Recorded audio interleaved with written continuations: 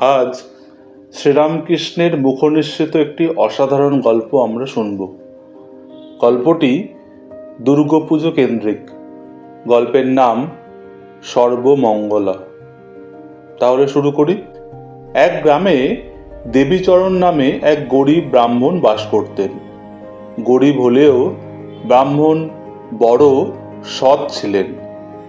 জগৎজননীর ওপর তার অগাধ বিশ্বাস এবং ভালোবাসা ছিল। এক মনে তিনি দেবীর পুজো করতেন। চণ্ডী পাঠের জন্য প্রায় গ্রামের লোকেরা দেবীচরণকে আমন্ত্রণ জানাতো। চণ্ডী পাঠ করে তিনি যা পেতেন তাতে তার ভালোভাবে দিন কেটে যেত। স্ত্রী ও কন্যা সহ তারা সুখেই বসবাস করতেন। দারিদ্র্য থাকলেও সংসারে অশান্তি বা দুঃখ ছিল না। দেবীচরণের কন্যা যেমন রূপবতী তেমনই গুণবতী। তার নাম সর্বমঙ্গলা। ব্রাহ্মণ ও ব্রাহ্মণ পত্নী মেয়েটিকে সংসারের সব কাজ শেখাতেন। মেয়েটিও তাড়াতাড়ি সব শিখে নিত। সে কঠোর পরিশ্রম করত এবং যা কিছু করত তা খুব মনোযোগ দিয়ে নিপুণভাবে করত। সর্বমঙ্গলার বিয়ে দেবার সময় হলো। সর্বমঙ্গলার মা দেবীচরণকে বললেন, সর্বমঙ্গলার জন্য একটা উপযুক্ত পাত্র দেখো, কিন্তু কেই বা গরিব মেয়েকে বিয়ে করবে? আমাদের তো দেবার কিছু নেই। দেবীচরণ বলতেন, তুমি ওর জন্য কিছু ভেবো না। আমাদের মেয়ে রূপে লক্ষ্মী, গুণে সরস্বতী। সর্বমঙ্গলার মতো পরমা সুন্দরী ও গুণবতী মেয়ে আর কে আছে? মা বললেন, তুমি ঠিক বলেছ। সর্বমঙ্গলার কোনো তুলনা নেই। যেমনি ভালো তেমনি কাজের মেয়ে। খুব দক্ষতার সাথে সব কাজকর্ম করে। ওর রান্না বান্নার হাতও চমৎকার। আর সেবা যত্ন করে লোককে খুশি করে ও খুব আনন্দ পায়। দেবীচরণ বললেন, সুতরাং ওর বিয়ের জন্য আমাদের ভেবেচিন্তে কোনো লাভ নেই। মা দুর্গাই সব ঠিক করে দেবেন। কয়েক সপ্তাহ পরে এক দয়ালু জমিদার ওই গ্রামে আসলেন। সর্বমঙ্গলা তার চোখে পড়ে গেল। মেয়েটিকে তার এত ভালো লাগলো যে তিনি তার ছেলের সঙ্গে সর্বমঙ্গলার বিয়ে দিতে চাইলেন। দেবীচরণও রাজি। সর্বমঙ্গলার বিয়ে হয়ে গেল। বিয়ের পর সে শ্বশুরবাড়ি চলে গেল। ব্রাহ্মণ ও ব্রাহ্মণী মেয়েটিকে বড় ভালোবাসতেন। মেয়ে শ্বশুরবাড়ি চলে যাওয়ার পর থেকেই তাদের মনে ভারী দুঃখ। কিন্তু বহু ভাগ্যে মেয়ে বড় ঘরে পড়েছে, এই যে তাদের সান্ত্বনা। দেখতে দেখতে দুর্গাপুজো চলে এলো। দেবীচরণ তার স্ত্রীকে বললেন, দেখো, মায়ের কৃপায় আমাদের মেয়ে ভালো অবস্থাপন্ন ঘরে পড়েছে। আমাদের বাড়িতে এবছর দুর্গাপুজো করতে হবে, বুঝলে? কিন্তু আমরা যে বড় গরিব, কত কষ্ট করে নিজেদের খাবার জোগাড় করতে হয়, কি করে আমরা মায়ের পুজো করব? বললেন দেবীচরণের স্ত্রী। দেবীচরণ বললেন, কেন, মা কি শুধু ধনীদের, গরিবদের জন্য নয়? মা কি আমাদের পুজো নেবেন না? আমাদের যা সামর্থ্য তাই দিয়েই মায়ের পুজো করব। দুর্গোৎসবের আর দেরি নেই। দেবীচরণ বললেন, মায়ের প্রতিমা করে পুজো করতে হবে, কি বলো?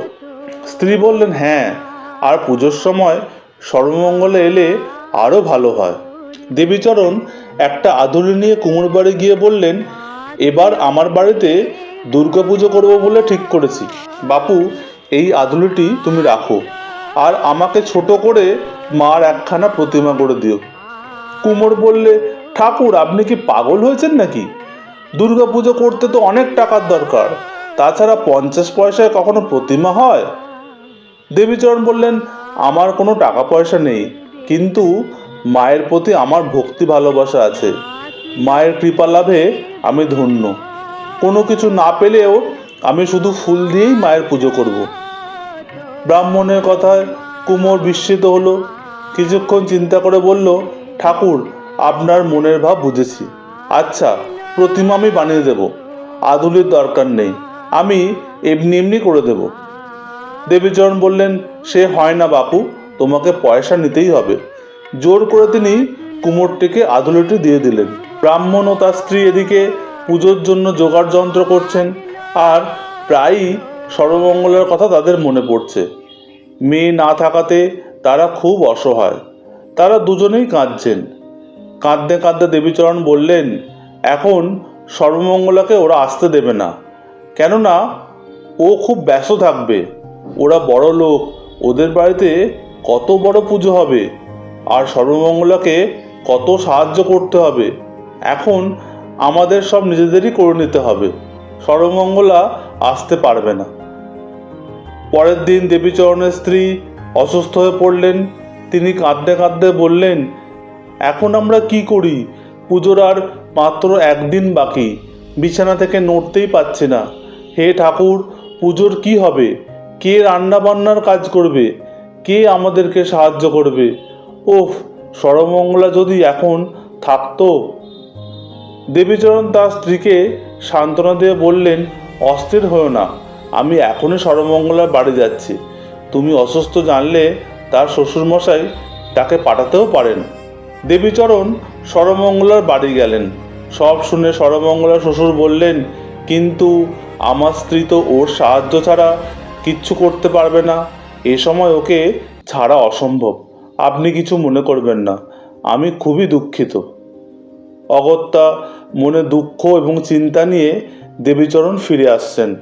পথে ব্যাকুল হয়ে জগৎজননীর কাছে প্রার্থনা জানালেন, মা, কুমোর সুন্দর করে প্রতিমা করে দিয়েছে, কাল তোমার পুজো, কিন্তু আমার স্ত্রী অসুস্থ, আর মেয়েও আসতে পারছে না। এখন আমি কি করি মা? অমনি দেবীচরণ শুনতে পেলেন পেছন থেকে কে যেন তাকে ডাকছে, বাবা, বাবা, আমি এসেছি, আমাকে নিয়ে চলো। কথাগুলো যেন সর্বমঙ্গলার। চমকে উঠে দেবীচরণ পিছনে তাকালেন। দেখলেন সর্বমঙ্গলা তার দিকেই এগিয়ে আসছে। দেবীচরণ বললেন, তুমি কি করে আসবে মা? আর তোমার শাশুড়ি বা কি বলবেন? সর্বমঙ্গলা বলল, তুমি কিছু ভেবো না বাবা, আমি সব ঠিক করে এসেছি, আমাকে বাড়ি নিয়ে চলো। মেয়েকে পেয়ে দেবীচরণ এবং তার স্ত্রী খুব খুশি। তাদের মেয়ে বাড়িতে এসেছে। সর্বমঙ্গলা যেন আরও উজ্জ্বল এবং সুন্দর হয়েছে। মনের আনন্দে সর্বমঙ্গলা মায়ের সেবা শুশ্রূষা এবং বাড়ির যাবতীয় কাজ সব নিজে করে। আবার সন্ধ্যাবেলা বাবাকে সাহায্য করে প্রতিমার সাজসজ্জার কাজে। পরের দিন পুজো। সুসজ্জিত পুজো মণ্ডপে দেবী প্রতিমার দিব্য সুষমায় সকলেই বিস্ময়ে বিহ্বল। সর্বমঙ্গলার মায়ের অসুখ অনেকটাই সেরে গেল। তিনিও বললেন, আহা, আমার সর্বমঙ্গলা কি সুন্দর করে মাকে সাজিয়েছে, আর সর্বমঙ্গলাকেও কি সুন্দরই না দেখাচ্ছে। আমাদের কোনো জরির বা সোনার গয়না নেই, তবুও আমাদের দেবী প্রতিমা ও সর্বমঙ্গলার রূপের কোনো তুলনাই নেই। পুজোর দুদিন বেশ ভালোভাবেই কেটে গেল। পুজো করে দেবীচরণের মনে এক অপার আনন্দ। তৃতীয় দিনে সর্বমঙ্গলা তার বাবাকে বলল, বাবা, আজ পাড়ার লোকেদের খাওয়াতে হবে। দেবীচরণ হেসে বললেন, তুই কি ঠাট্টা করছিস মা? সকলকে খাওয়াবার ক্ষমতা কি আমাদের আছে? নৈবেদ্যের জন্যই আমাদের মাত্র কয়েকটা ফল আছে। সর্বমঙ্গলা বলল, আমি ঠাট্টা করছি না বাবা, তুমি বাড়িতে পুজো এনেছো, পাড়ার সকলকে না খাওয়ালে পুজো যে সম্পূর্ণ হবে না। যাই, সকলকে নিমন্ত্রণ করে আসি। এই বলে সর্বমঙ্গলা পাড়ায় চলে গেল। দেবীচরণ পুজোর জোগাড়ে ব্যস্ত হয়ে পড়লেন। মনে মনে ভাবছেন, মেয়ের বড় বাড়িতে বিয়ে হয়েছে, তাই ভাবছে সকলকে খাওয়ানো খুব সোজা। স্নান সেরে দেবীচরণ পুজোয় বসলেন। ইতিমধ্যে সর্বমঙ্গলা ফিরে এসেছে। সে পুজোর কাজে সাহায্য করতে লাগলো। দেবীর ধ্যানে দেবীচরণের মন দিব্য আনন্দে ভরপুর। প্রতিমাও জ্বলজ্বল করছে, মৃন্ময়ী যেন চিন্ময়ী। দেবীর জ্যোতিতে চারিদিক উদ্ভাসিত। দুপুরবেলা পাড়ার লোকেরা দলে দলে এসে উপস্থিত। সর্বমঙ্গলা সকলকে ফলারের নিমন্ত্রণ করে এসেছে।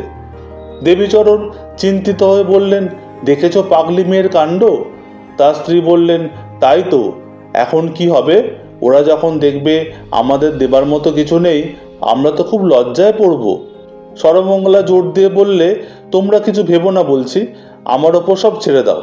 আমি তাদেরকে ডেকে এনেছি, আমি সবাইকে মায়ের প্রসাদ খাওয়াবো। বাধ্য হয়ে দেবীচরণ অতিথি অভ্যাগতদের স্বাগত। জানালেন। তারপর ঠাকুর ঘরে গিয়ে এক মনে দেবীকে প্রার্থনা করতে লাগলেন, মা, বিপদে আমাকে রক্ষা করো, লজ্জায় ফেলো না মা। অতিথিদের কাছে তার আসতে ভয় হলো, তাই দেবীর সামনেই তিনি বসে রইলেন। এদিকে সর্বমঙ্গলা সকলকে সমাদর করে বসিয়ে দেবীর প্রসাদ দিয়ে বললে, আমার বাবা গরিব, আপনাদের যোগ্য সমাদর করার ক্ষমতা তার নেই। তার পরম সৌভাগ্য যে আপনারা দয়া করে আমাদের বাড়িতে পায়ের ধুলো দিয়েছেন। আমি অনুরোধ করছি, আপনারা দয়া করে প্রসাদ গ্রহণ করুন। অতিথিরা প্রসাদ খেতে লাগলেন। খাওয়া দাওয়ার পর সকলেই বলল, কি সুস্বাদু, এমন তৃপ্তিকর প্রসাদ কখনো খায়নি। অল্পতেই আমাদের পেট ভরে গেছে। বড় বাড়িতে খাবার থেকে এ অনেক ভালো। পরিতৃপ্ত হয়ে অতিথিরা মহানন্দে বাড়ি ফিরলেন। যাবার সময় তারা সর্বমঙ্গলা ও তার বাবা মাকে অনেক শুভেচ্ছা এবং সাধুবাদ জানালেন। দেবীচরণ জিজ্ঞাসা করলেন, সকলে চলে গেছেন? উপহাস না গালাগাল করে গেলেন? সর্বমঙ্গলা বললে, না বাবা, তারা সকলেই খুব খুশি আর সন্তুষ্ট হয়েছেন। সর্বমঙ্গলার মা বললেন, কি আশ্চর্য, এখনো অর্ধেক প্রসাদ রয়েছে, অথচ তারা সকলেই খুব তৃপ্তি করে পেট ভরে খেয়েছেন। ভক্তিতে গদগদ হয়ে দেবীচরণ বললেন, সত্যি অদ্ভুত ঘটনা, মা আমাদের কৃপা করেছেন, এ সবই মহামায়ার লীলা। তার দু চোখ বেয়ে আনন্দাশ্রু গড়িয়ে পড়তে লাগলো। পরদিন পুজোর শেষ দিন, আজ মাকে বিদায় দিতে হবে, তাই দেবীচরণের মন খারাপ। পুজোয় বসে মাকে দধিকর্মা তিনি নিবেদন করছেন। চোখ বুজে দেবীর ধ্যানে তিনি মগ্ন। এমন সময় তার অলক্ষ্যে সর্বমঙ্গলা ঠাকুর ঘরে গিয়ে দেবীর নৈবেদ্য থেকে দধিকর্মা খেতে লাগলো। দেবীচরণ চোখ খুলে মেয়ের কাণ্ড দেখে একেবারে মর্মাহত হলেন। চিৎকার করে বললেন, এ কি করছো তুমি? কোনো কথা না বলে সর্বমঙ্গলা তাড়াতাড়ি ঠাকুরঘর থেকে চলে গেল। দেবীচরণ তার স্ত্রীকে আবার নতুন করে দধিকর্মা তৈরি করে দিতে বললেন। পুনরায় পুজোর আসনে বসলেন। আবার সর্বমঙ্গলা ঠাকুর ঘরে গিয়ে দেবীর নৈবেদ্য খেতে লাগলো। বিরক্ত হয়ে দেবীচরণ পুনর্বার তার স্ত্রীকে নতুন নৈবেদ্য সাজাতে বললেন। এবারেও সর্বমঙ্গলা দেবীর নৈবেদ্য খেয়ে ফেললে। তখন দেবীচরণ মেয়ের আচরণে ভয়ানক ক্রুদ্ধ হয়ে বললেন, আজ কি হয়েছে তোর? তোর এত লোভ? আমার পুজো পণ্ড করছিস কেন? যা এখান থেকে। সর্বমঙ্গলা তার মায়ের কাছে চলে গেল। মাকে বললে, মা, বাবা আমাকে চলে যেতে বলেছেন, তাই আমি চলে যাচ্ছি। তার মা বললেন, হ্যাঁ মা, আজ তোমাকে শ্বশুরবাড়ি ফিরতে হবে, দুর্গোৎসব হয়ে গেল যে। আচ্ছা, পুজো শেষ হলে তোমার বাবা তোমাকে পৌঁছে দিয়ে আসবেন। পুজোর শেষে দেবীচরণ তার স্ত্রীকে জিজ্ঞাসা করলেন, সর্বমঙ্গলা কোথায়? তার স্ত্রী বললেন, কিছুক্ষণ আগে তো সে এখানেই ছিল, শ্বশুরবাড়ি যাবার জন্য তোমার অপেক্ষায় আছে কোথাও। কিন্তু অনেক খোঁজাখুঁজি করেও কোথাও সর্বমঙ্গলাকে খুঁজে পাওয়া গেল না। দেবীচরণ বললেন, বোকা মেয়ে বোধ করি একাই শ্বশুরবাড়ি চলে গেছে, আমি গিয়ে সব খোঁজখবর নিয়ে আসছি। মেয়ে শ্বশুরবাড়ি পৌঁছে সর্বমঙ্গলাকে দেখে দেবীচরণ আশ্বস্ত হলেন। মেয়েকে বললেন, মা, পুজোর সময় তুমি ব্যাঘাত করেছিলে বলে তোমাকে একটু বকেছি, কিন্তু তাই বলে তুমি একাই চলে এলে? তুমি কি আমার ওপর এখনো রাগ করে আছো মা? হতভম্ব হয়ে মেয়ে বলল, এ তুমি কি বলছো বাবা? দেবীচরণ বললেন, আমার পুজো করার সময় তুমি নৈবেদ্য খাওনি, সেই জন্যই তো তোমাকে আমি বকাবকি করলাম। উত্তরে সর্বমঙ্গলা বললে, কিন্তু বাবা, আমি তো সবসময় এখানেই আছি, আমি তো তোমার সঙ্গে যাইনি। তাছাড়া শ্বশুরমশাই তো বলেছিলেন যে তোমার সঙ্গে আমাকে তিনি পাঠাতে পারবেন না। দেবীচরণ একেবারে হতবাক হয়ে গেলেন। তিনি বুঝতে পারলেন দেবী দুর্গা তার মেয়ে রূপ ধরে তার বাড়িতে এসেছিলেন। আনন্দে আত্মহারা হয়ে কাঁদতে কাঁদতে তিনি বললেন, মা, মা, তুমি আমার ঘরে এসেছিলে, কিন্তু আমি তোমাকে চিনতে পারিনি, আমাকে ক্ষমা করো মা।